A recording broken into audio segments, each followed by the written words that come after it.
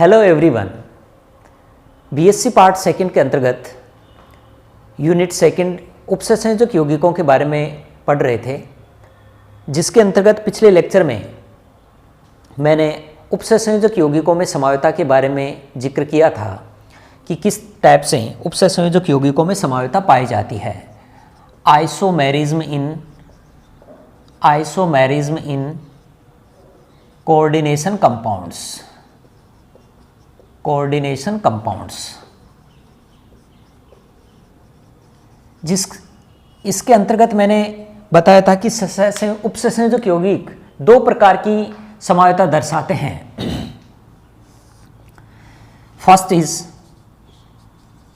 Structural isomerism और दूसरी stereo isomerism. संरचनात्मक समवायता और दूसरी त्रिविम समवायता। संरचनात्मक समवायता के बारे में अध्ययन कर लिया था कि ऐसे जिनमें अणुसूत्र तो समान है लेकिन संरचना सूत्र अलग अलग हैं, ऐसे कॉम्प्लेक्स कंपाउंड्स को अपन ने क्या कहा था? संरचनात्मक समवायवी। ये जो संरचनात्मक समवायता है फर्दर क्लासिफाइड हो जाती है। मैंने आपको बताया था आयनाइजेशन है, हाइड्रेट आइसोमेरिज्म है, लिंकेज आइसोमेरिज्म है, लिगेंड आइसोमेरिज्म है, पॉलीमराइजेशन आइसोमेरिज्म है, कोऑर्डिनेशन आइसोमेरिज्म है, कोऑर्डिनेशन पोजीशन आइसोमेरिज्म है। इन सभी के बारे में अपन ने पिछले लेक्चर में अध्ययन कर लिया था। आज मैं बात करता हूँ स्टीरियो आइसोमेरिज्म कोऑर्डिनेशन कंपाउंड्स में किस टाइप से पाई जा सकती है, या कोऑर्डिनेशन जो कॉम्प्लेक्स कंपाउंड है, कॉम्प्लेक्स कंपाउंड में त्रिविम समवायता से क्या मतलब है। ध्यान रखिएगा, stereo isomerism in coordination compounds ऐसे दो या दो से अधिक कॉम्प्लेक्स यौगिक जिनके मॉलिक्यूलर फॉर्मूला भी क्या हो? सेम। स्ट्रक्चर फॉर्मूला भी क्या हो? सेम। यानी both molecular formula and structure formula are same, but the spatial arrangement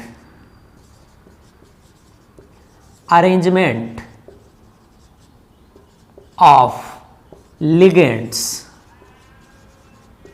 are different, then it is called stereoisomers। यदि कहने का मतलब है कि जिनमें आकाशीय व्यवस्था अलग अलग होती है, या मैं ऐसे कहूं कि लिगेंड की जो त्रिविमीय व्यवस्थाएं हैं वो अगर डिफरेंट है, तब ऐसी स्थिति में उन्हें क्या कहा जाता है? स्टीरियोआइसोमेरिज्म कहा जाता है। और ये जो स्टीरियोआइसोमर कहा जाता है, ये जो परिघटना है, ये जो फिनोमिना है, ये क्या कहलाता है? स्टीरियोआइसोमेरिज्म कहलाता है। अब ध्यान रखिएगा, कोऑर्डिनेशन कंपाउंड में जो स्टीरियोआइसोमेरिज्म है वो दो प्रकार की होती है, या मैं ऐसे कहूं कि संकुल यौगिक दो प्रकार की स्टीरियोकेमिस्ट्री दर्शाते हैं। स्टीरियोआइसोमेरिज्म इन कोऑर्डिनेशन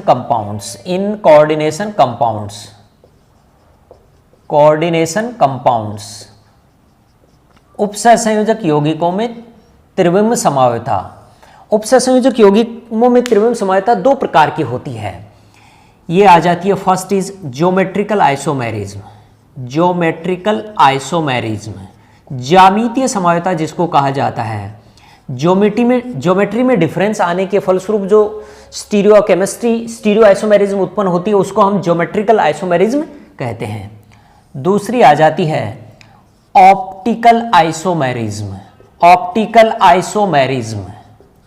प्रकाशिक समवायता। अब ध्यान रखिएगा, ये जो ऑप्टिकल एंड ज्योमेट्रिकल बताई है आप लोगों को, ज्योमेट्रिकल के अंतर्गत मैंने कहा कि लिगेंड्स का जो अरेंजमेंट है या पोजीशन ऑफ लिगेंड्स है ये बदलती रहती है। चेंज करने पर अगर अलग प्रकार की ज्योमेट्री, अलग प्रकार की पोजीशन आ जाती है, लिगेंड का एक के सापेक्ष दूसरे लिगेंड्स की स्थिति बदल जाती है और उसके फलस्वरूप नया रूप उत्पन्न होता है, नई फॉर्म बनती है, तब उसे अपन ये कह देते हैं कि वो ज्योमेट्रिकल आइसोमर्स हैं। कहने का तात्पर्य, जैसे मान लीजिए मैंने कोई कॉम्प्लेक्स लिया MA4 टाइप का, M यहाँ मेटल को रिप्रेजेंट कर रहा है, A यहाँ मोनोडेंटेड लिगेंड्स को रिप्रेजेंट करते हैं। Monodentate ligands. अब ध्यान रखिएगा, ये जो कॉम्प्लेक्स है इसकी ज्योमेट्री है स्क्वायर प्लेनर। सपोज कीजिए इसकी ज्योमेट्री कैसी है? स्क्वायर प्लेनर ज्योमेट्री है। अब स्क्वायर प्लेनर ज्योमेट्री है तो इसकी संरचना इस टाइप से बन सकती है, ए और ये आपका ए, चारों कॉर्नर्स पर 4 A उपस्थित है। अब ध्यान देना, यहाँ चारों लिगेंड समान है, ऐसी स्थिति में एक लिगेंड के सापेक्ष दूसरे की स्थिति बदलेगी, तो चूंकि समान होने के फलस्वरूप एक ही रूप प्राप्त होगा, इसका केवल एक ही ज्योमेट्रिकल फॉर्म है। अगर मैं इसी को ले लेता MABCD, फॉर एग्जाम्पल 4 लिगेंड लिए मोनोडेंटेड, और मोनोडेंटेड भी चारों के चारों क्या है, डिफरेंट हैं, तब ऐसी स्थिति में इसकी जो 4 पोजीशन बनती, A, ये आपकी B, ये आपकी C और ये आपकी D। अब देखिए, इसके एक रूप तो ये हो गया जिसके अंतर्गत A के सामने कौन है, C है, एक के सामने कौन है, C। दूसरा रूप मैंने लिया, ये आपका बना दिया M, सेंटर में ये A, ये C, ये B, ये D। अब ध्यान देना, A के सामने कौन आ गया, B आ गया, तब ऐसी स्थिति में ये नया रूप उत्पन्न हो गया। अब ऐसी मैंने तीसरा रूप ले लिया जिसके अंतर्गत ये आपके A, ये आपके D, ये आपके B और ये आपके C। तो अब ध्यान देना, इस A के सामने कौन है, D है, तो कहने का मतलब है कि ज्योमेट्री तो सबकी सेम है, स्क्वायर प्लेनर ज्योमेट्री है, लेकिन रूप इस ज्योमेट्री में एक लिगेंड के सापेक्ष दूसरे की स्थिति क्या हो रही है, परिवर्तित होने पर नया रूप उत्पन्न हो रहा है, नई फॉर्म बन रही है। तब ऐसे जो आइसोमर्स होते हैं, जब ऐसी परिघटना होती है, उसको हम कह देते हैं ज्यामितीय समवायता। क्लियर? ज्यामितीय समवायता का मतलब क्या हो गया कि ज्योमेट्रिकल रूप, यानी इनका जो मैंने कहा कि सामान्यतः स्टीरियो आइसोमेरिज्म का मतलब होता है कि जिनमें molecular formula, structure formula same है। तो मॉलिक्यूलर फॉर्मूला सेम है, स्ट्रक्चर फॉर्मूला का मतलब है कि मेटल से 4 लिगेंड जुड़े हैं, बोई बॉन्डिंग है, लेकिन सामान्यतः एक लिगेंड के सापेक्ष दूसरे की पोजीशन क्या हो रही है, बदलने पर अगर नया डिफरेंट लुक आ जाता है, डिफरेंट फॉर्म बन जाती है, तब ऐसी स्थिति में उस ज्यामितीय ये जो समावयवता होती है, या ये जो त्रिविम समावयवी हैं, स्टीरियो आइसोमर हैं, इनको हम कह देते हैं ज्यामितीय समावयवी। क्लियर? ज्यामितीय समावयवी का मतलब क्या हो गया कि सामान्यतः एक लिगेंड की किसी दूसरे लिगेंड के सापेक्ष स्थिति बदलने पर अगर नया रूप उत्पन्न हो, तब वो आपस में क्या कहलाते हैं, ज्योमेट्रिकल आइसोमर कहलाते हैं, जैसे मैंने एग्जांपल लेके आपको समझाया। दूसरी आ जाती है optical isomerism. Optical isomerism, optical isomerism का मतलब होता है कि प्रकाशिक समावयवी। अब ध्यान रखना, इन ज्योमेट्रिकल आइसोमेरिज्म में सामान्यतः नया रूप होगा, तो ऐसी स्थिति में उनकी फिजिकल प्रॉपर्टीज क्या हो जाती है, बदल जाती है। ऑप्टिकल आइसोमेरिज्म की बात करूं तो ध्यान रखिएगा, इसमें भी मॉलिक्यूलर फॉर्मूला सेम है, स्ट्रक्चर फॉर्मूला सेम है, और लिगेंड की किसी दूसरे लिगेंड के सापेक्ष पोजीशन भी क्या रहती है, सेम रहती है, यानी स्थितियां नहीं बदलती है। केवल इनमें क्या होता है कि सामान्यतः एंगल ऑफ रोटेशन बदल जाता है, angle of rotation, angle of rotation, या मैं ऐसे कहूं कि सरल भाषा में डायरेक्शन ऑफ रोटेशन बदलती है, direction of rotation are different, are different. अगर लाइट जो डाली जाती है, प्रकाश की जो दिशा है, अगर वो चेंजेबल हो, 2 डायरेक्शन में होगी, या तो क्लॉकवाइज या एंटी क्लॉकवाइज, तो ऐसी स्थिति में अगर 2 रूप लिए, अगर वो कॉम्प्लेक्स कंपाउंड 2 अलग अलग डायरेक्शन में, तो ऐसी स्थिति में हम ये कह देते हैं कि वो कैसा है, ऑप्टिकल आइसोमर है। ऑप्टिकल आइसोमर होने के लिए ध्यान रखिएगा, शर्त क्या है, कौन ऑप्टिकल आइसोमेरिज्म शो करे, इसकी पहचान कैसे करें, तो आपको ध्यान रखना है, मॉलिक्यूल जो लिया है आपने, जो कॉम्प्लेक्स लिया है, वो कॉम्प्लेक्स अनसिमेट्रिकल होना चाहिए। सबसे पहली बात, अनसिमेट्रिकल कॉम्प्लेक्स होना चाहिए, यानी कहने का मतलब है कि उसमें किसी प्रकार की सिमेट्री नहीं पाई जानी चाहिए, यानी उसमें सममितता नहीं आनी चाहिए। सममितता का सेंस यहाँ इन द सेंस में ये ध्यान रखिएगा, अपन सिमेट्री एलिमेंट्स की बात करते हैं, सिमेट्री एलिमेंट्स की, तो 5 टाइप के सिमेट्री एलिमेंट्स हैं। एक आता है आपका आइडेंटिटी, दूसरा आता है आपका axis of rotation, axis of rotation, third आता है centre of symmetry, centre of symmetry, fifth आता है, फोर्थ आता है plane of symmetry, plane of symmetry, and last is alternating axis of symmetry।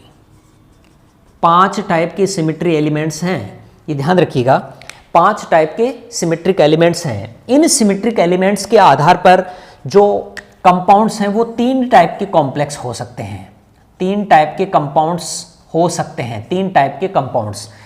एक कहला सकता है सिमेट्रिक, दूसरा कहला सकता है डिससिमेट्रिक,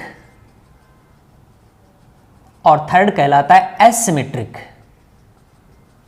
अब ध्यान रखना, एसिमेट्रिक कह दीजिए या अनसिमेट्रिक एक ही बात है, एसिमेट्रिक कॉम्प्लेक्स कह दीजिए या अनसिमेट्रिक।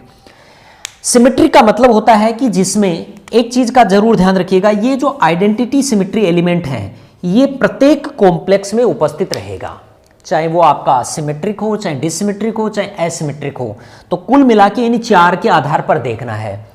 अगर सिमेट्रिक का मतलब क्या होता है, ऐसे कॉम्प्लेक्स जिसके अंतर्गत ई तो है ही है, यानी आइडेंटिटी तो है ही है, इसके अलावा आपका सी भी हो सकता है, इस सिग्मा हो जाए या आई हो जाए, इनमें से कोई सा उपस्थित है, तो ऐसी स्थिति में वो क्या कहलाते हैं, सिमेट्रिक कॉम्प्लेक्स कहलाते हैं। अगर मान लीजिए उसमें सिग्मा आई और एस एन नहीं है, केवल सी एन है, तब उसको हम क्या कह देते हैं, डिससिमेट्रिक कॉम्प्लेक्स। यानी ई और केवल सी एन यानी एक्सिस ऑफ रोटेशन वाला है, तब हम उसको डिससिमेट्रिक। और एसिमेट्रिक का मतलब है कि केवल उसमें ई प्रेजेंट है और बाकी कोई सिमेट्री एलिमेंट प्रेजेंट नहीं है, तो उसको हम कह देते हैं एसिमेट्रिक कॉम्प्लेक्स। अब ध्यान रखिएगा, ये जो ऑप्टिकल एक्टिविटी है इसकी पहचान करने के लिए आपको क्या करना है, प्लेन ऑफ सिमेट्री को आधार मान लीजिए, प्लेन ऑफ सिमेट्री को आधार बना लेना।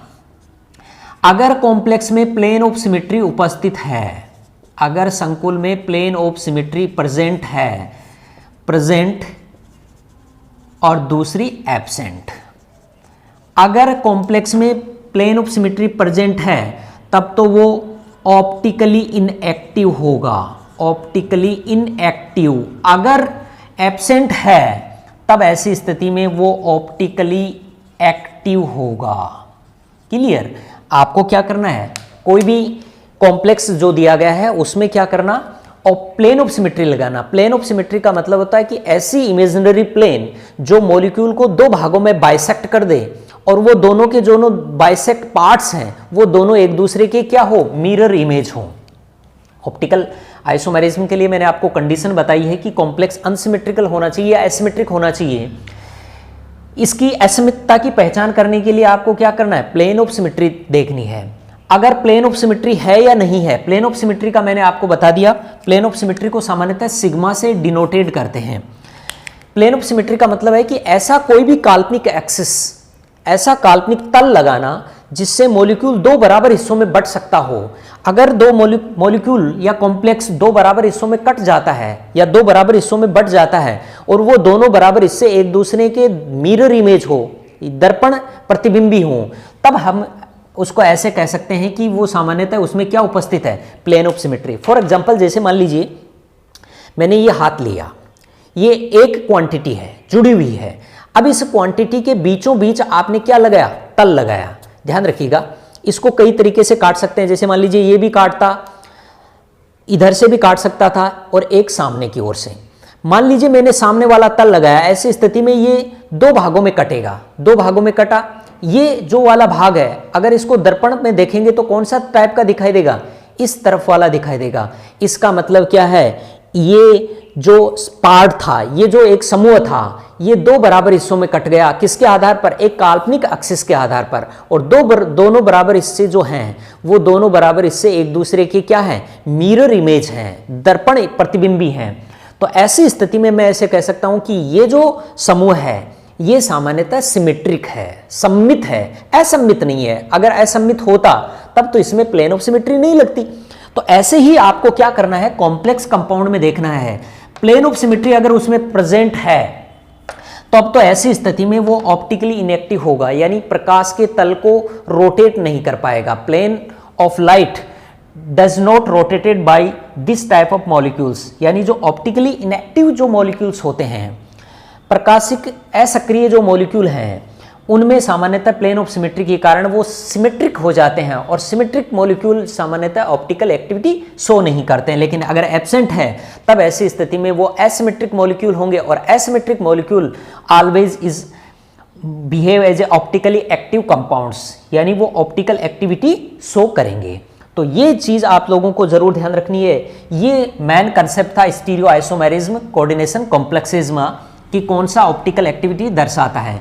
अब मैं पर्टिकुलर कॉम्प्लेक्सेज की चर्चा कर लेता हूं जिसके अंतर्गत कौन से में ज्योमेट्रिकल होगा, कौन सा ऑप्टिकल आइसोमेरिज्म शो करेगा या किस टाइप से दर्शाता है। तो ध्यान रखिएगा, सामान्यतः सबसे ज़्यादा जो कॉम्प्लेक्सेस बनाए गए हैं जिनका स्टडी हुआ है वो 4 कोऑर्डिनेटेड और 6 कोऑर्डिनेशन नंबर, यानी कोऑर्डिनेशन नंबर 4 और 6 के जो कॉम्प्लेक्सेस हैं उनका सबसे ज़्यादा स्टडी और सबसे ज़्यादा अध्ययन होने के कारण इनके बारे में मैं इनमें सामान्यतः स्टीरियो आइसोमेरिज्म की बात कर लेता हूं। इसके अतिरिक्त ध्यान रखिएगा, कोऑर्डिनेशन नंबर 3 में भी क्या पाई जा सकती है, स्टीरियो केमिस्ट्री पाई जा सकती है। इसके अलावा 5 है, 7 है, 8 है आदि में भी क्या हो सकती है, स्टीरियो आइसोमेरिज्म उत्पन्न हो सकती है, लेकिन वो आउट ऑफ द सिलेबस है। 3 की बात करूं, चूंकि कोऑर्डिनेशन नंबर 2 होगा तो ऐसी स्थिति में केवल लीनियर स्ट्रक्चर होगी, ऐसी स्थिति में उसमें किसी प्रकार की कोई स्टीरियो आइसोमेरिज्म नहीं होगी। 3 में सामान्यतः 2 प्रकार की स्ट्रक्चर हो सकती है। एक हो सकती है सामान्यतः आपका ट्राइगोनल प्लेनर और दूसरी हो सकती है पिरामिडल स्ट्रक्चर। इनके बारे में भी ज़्यादा अध्ययन नहीं है। ऐसे ही 5 कोऑर्डिनेटेड की बात करूं तब ऐसी स्थिति में ट्राइगोनल बाइपिरामिडल और दूसरी हो सकती है स्क्वायर पिरामिडल।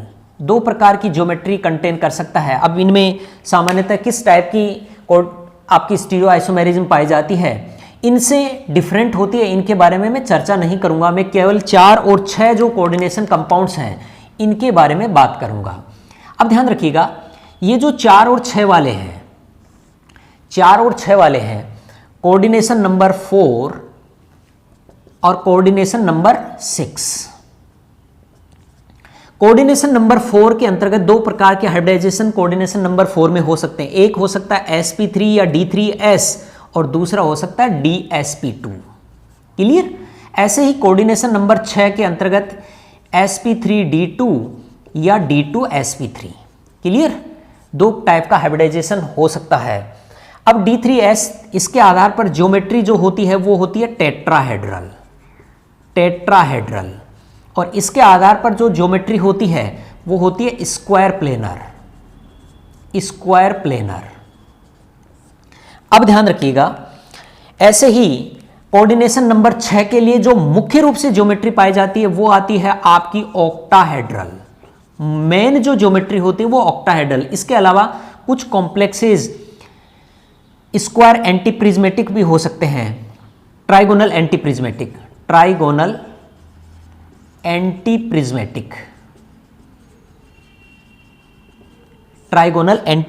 स्ट्रक्चर भी संभव है। क्लियर? 2 टाइप की, लेकिन जनरली सामान्यतः आपके जो सिलेबस में कॉम्प्लेक्सेस कंपाउंड पूछेंगे वो octahedral complexes, square plane, tetrahedral के बारे में। अब ध्यान रखिएगा, ये जो टेट्राहेड्रल कॉम्प्लेक्सेस की मैं बात करना चाह रहा हूं, मैंने कहा कि स्टीरियो आइसोमेरिज्म 2 टाइप की है। एक आपकी कौन सी है, ज्योमेट्रिकल आइसोमेरिज्म, और दूसरी है आपकी ऑप्टिकल आइसोमेरिज्म। अब ध्यान रखिएगा, टेट्राहेड्रल कॉम्प्लेक्सेस ये जो हैं ये सामान्यतः ज्योमेट्रिकल आइसोमेरिज्म शो नहीं करते हैं। Geometrical isomerism does not show,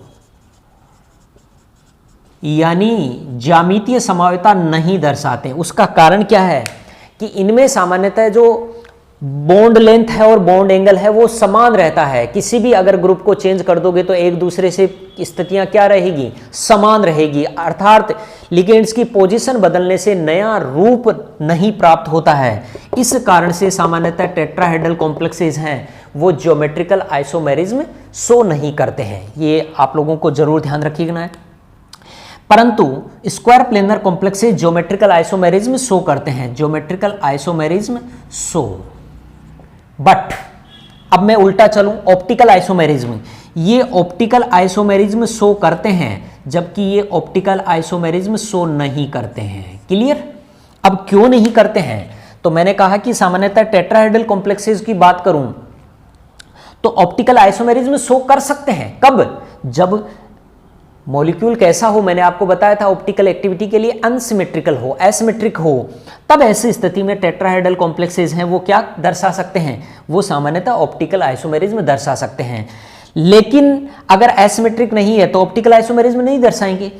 ये तो चाहे एसिमेट्रिक है, यानी चारों के चारों लिगेंड डिफरेंट है, फिर भी सामान्यतः मैं ऐसे कहूं कि चारों लिगेंड डिफरेंट होने पर भी वो ऑप्टिकल आइसोमेरिज्म शो नहीं करते हैं, क्योंकि उसमें क्या आ जाती है? प्लेन ऑफ सिमेट्री आ जाती है, और सम्मिति के आधार पर ये सामान्यतः ऑप्टिकल आइसोमेरिज्म शो नहीं करेंगे। लेकिन ज्योमेट्रिकल आइसोमेरिज्म, चूंकि लिगेंड की स्थिति एक के सापेक्ष बदलने पर नया रूप प्राप्त हो सकता है, इसलिए ये सामान्यतः ज्योमेट्रिकल आइसोमेरिज्म शो करते हैं।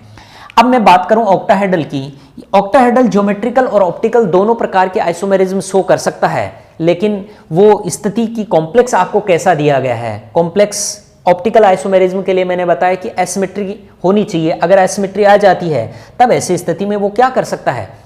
वो सामान्यतः ऑप्टिकल आइसोमेरिज्म शो कर सकता है। एक चीज का आप जरूर ध्यान रखिएगा, स्क्वायर प्लेनर कॉम्प्लेक्सेस में भी ऑप्टिकल आइसोमेरिज्म एक कॉम्प्लेक्स ऐसा है जिसके अंतर्गत सामान्यतः ऑप्टिकल एक्टिविटी पाई जाती है। प्लेटिनम का कॉम्प्लेक्स है जिसके अंतर्गत आइसोब्यूटाइलिन डाइएमीन एक लिगेंड है और दूसरा लिगेंड मेसोस्टिल्बीन डाइएमीन है, जिसके अंतर्गत क्या होता है कि सामान्यतः है, मैं ऐसे समझा सकता हूं कि आपने ये लिया, ये एथिलीन डाइएमीन होता है, बाइडेंटेड लिगेंड है, NH2 NH2। अब चूंकि इसकी बात करूं स्क्वायर प्लेनर कॉम्प्लेक्सेस है, ये सामान्यतः ऑप्टिकल एक्टिविटी शो नहीं करेगा।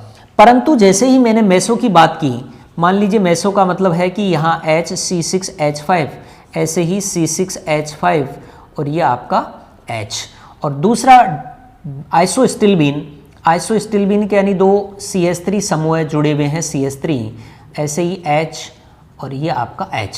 अब ऐसी स्थिति में ये जो कॉम्प्लेक्स है ये सामान्यतः ऑप्टिकल आइसोमेरिज्म शो कर सकता है। उसका कारण है कि सामान्यतः इसमें किसी प्रकार की प्लेन ऑफ सिमेट्री नहीं लगेगी, अर्थात ये मॉलिक्यूल लिगेंड्स के कारण क्या हो गया? अनसिमेट्रिक। ये कॉम्प्लेक्स पूरा का पूरा जो अणु है वो एसिमेट्रिक हो गया, और अनसिमेट्रिकल होने के कारण ये क्या करता है?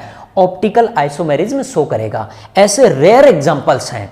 तो generally square planar complexes optical isomerism show नहीं करते हैं। उसका कारण है कि सामान्यतः इनमें अनसिमेट्री नहीं पाई जाती है, जबकि tetrahedral complexes optical isomerism show कर सकते हैं। अब मैं चर्चा करूंगा पहले टेट्राहेड्रल कॉम्प्लेक्सेस के अंतर्गत ऑप्टिकल आइसोमेरिज्म की।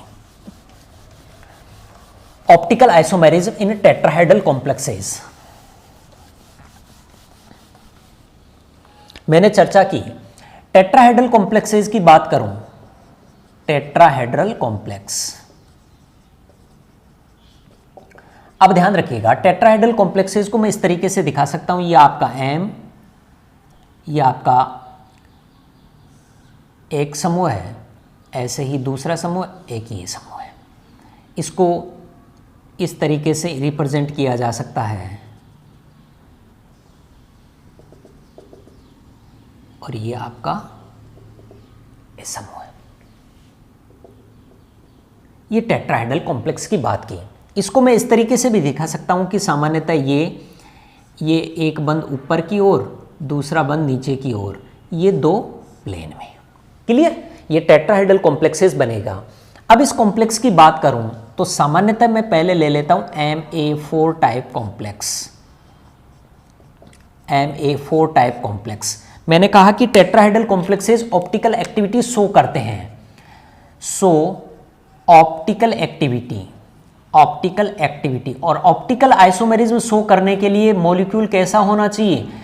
एसिमेट्रिक होना चाहिए। मॉलिक्यूल कैसा होना चाहिए? एसिमेट्रिक कॉम्प्लेक्स होना चाहिए। जब तक एसिमेट्रिक नहीं होगा तब तक ऐसी स्थिति में वो ऑप्टिकल एक्टिविटी शो नहीं करेंगे। अब ध्यान देना, मैंने पहला एग्जांपल लिया MA4 कॉम्प्लेक्स। MA4 कॉम्प्लेक्स मैंने क्या किया? सामान्यतः A, ये आपका A, ये A और ये A। क्लियर? चार प्रकार के लिगेंड्स मैंने आपको यहाँ, चार लिगेंड्स मैंने यहाँ लगा दिए। इनको मैं इस तरीके से भी दिखा सकता हूँ। ये सामान्यतः है आपका इस टाइप का कॉम्प्लेक्स बनेगा। क्लियर? इसकी मैं बात करूं तो ऐसी स्थिति में ये आपका, ये तो दो प्लेन में, और ये एक प्लेन से ऊपर उठा हुआ, ये नीचे की तरफ, और बीच में क्या है आपका मेटल है।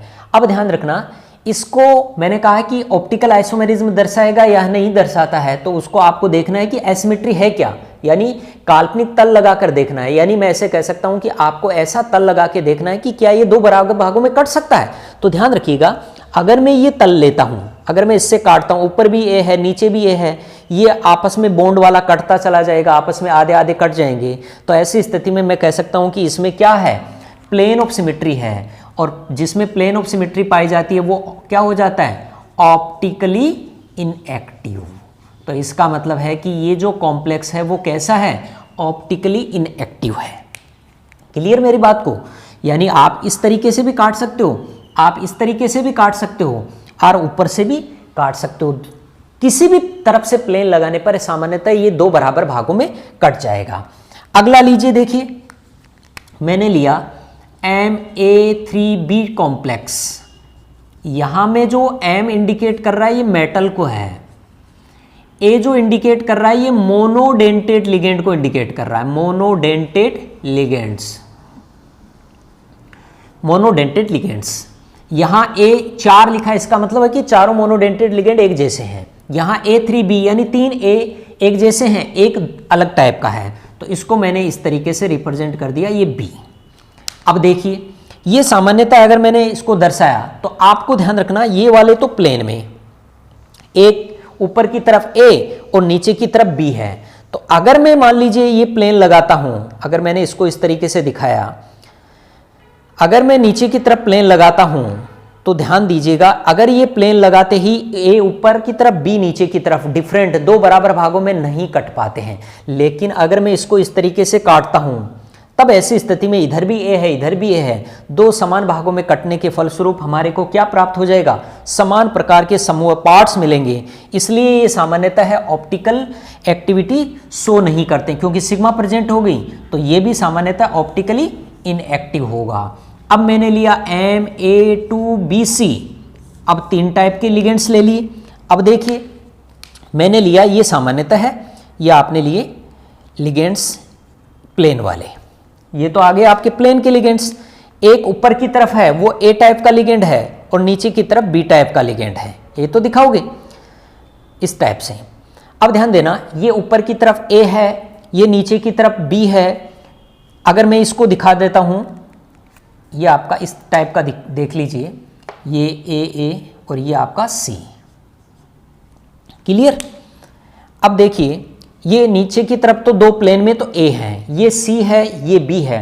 अब अगर मैं ये तल लगाता हूं, तब तो ऐसी स्थिति में ऊपर से नीचे भी दो बराबर भागों में नहीं कटता है। मान लीजिए मैंने ये तल न लगाकर ये वाला तल लगाया, जिसको इस तरीके से काटे, तो ऐसी स्थिति में इधर भी A रह जाता है, इधर भी A रह जाता है। तो ऐसी स्थिति में ये भी क्या हो जाता है, ऑप्टिकली इनएक्टिव हो जाता है, क्योंकि प्लेन ऑफ सिमेट्री क्या हो गई, प्रेजेंट हो गई। और प्लेन ऑफ सिमेट्री कहां से जा रही है, इधर से होते हुए, जो इन दोनों को चीरते हुए जा रही है। क्लियर? अगला आ जाता है MABCD टाइप कॉम्प्लेक्स, यानी 4 लिगेंड है और चारों के चारों क्या है, डिफरेंट है। तब ऐसी स्थिति में आपको प्लेन ऑफ सिमेट्री देखनी है, तो मैंने कहा कि अब क्या हो गया, यह आपने कर दिया D, ABCD। अब देखिए चारों के चारों लिगेंड डिफरेंट है। अब आप किसी भी स्थिति से कोशिश करो तो भी इसमें प्लेन ऑफ सिमेट्री नहीं लग सकती, क्योंकि 4 डिफरेंट प्रकार के लिगेंड्स इसमें उपस्थित हो गए, 4 टाइप के डिफरेंट लिगेंड्स उपस्थित हैं। तो ऐसी स्थिति में ये प्लेन लगाने पर भी सामान्यतः ऊपर C नीचे B रह गया। ये प्लेन लगाते हो तब ऐसी स्थिति में क्या रह जाता है, ये वाली प्लेन लगाने पर सामान्यतः इधर A है, इधर क्या है, D है। तो ऐसी स्थिति में इसमें क्या आ जाती है, अनसिमेट्री आ जाती है। और जैसे ही अनसिमेट्री होगी, ये एसिमेट्रिक हो गया, यानी किसी प्रकार की कोई प्लेन ऑफ सिमेट्री नहीं है। इसका मतलब है कि ये कॉम्प्लेक्स ऑप्टिकली क्या हो जाएगा, एक्टिव हो जाएगा, ऑप्टिकली एक्टिव कॉम्प्लेक्स कहलाता है। क्लियर? तो ये सामान्यतः टेट्राहेड्रल कॉम्प्लेक्सेज के लिए मैं बताई कि किस तरीके से टेट्राहेड्रल कॉम्प्लेक्सेज वो ऑप्टिकल एक्टिविटी शो करते हैं। अब इसी के बाद आ जाता है square planar complexes. Square planar complexes की अगर मैं बात करता हूं, तो ध्यान रखिएगा, स्क्वायर प्लेनर कॉम्प्लेक्सेस के लिए मैंने कहा कि वो जनरली ऑप्टिकली इनएक्टिव होते हैं। उसका कारण है कि उनमें सामान्यतः चूंकि एक ही प्लेन में चारों पांचों समूह उपस्थित रहते हैं, पांचों का मतलब है कि मेटल और 4 लिगेंड्स, जुड़े हुए लिगेंड्स, वो एक ही प्लेन में होने के कारण वो सामान्यतः प्लेन ऑफ सिमेट्री प्रेजेंट रहेगी, और जिनमें प्लेन ऑफ सिमेट्री उपस्थित है वो सामान्यतः ऑप्टिकली इनएक्टिव रहते हैं। स्क्वायर प्लेनर कॉम्प्लेक्सेस कौन कौन से हैं जो सामान्यतः है, जिनके आधार पर ऑप्टिकल एक्टिविटी का निर्धारण करते हैं, और टेट्राहेड्रल कॉम्प्लेक्सेस के ऑप्टिकल एक्टिविटी के एग्जांपल्स के बारे में मैं कल चर्चा करूंगा। Thank you.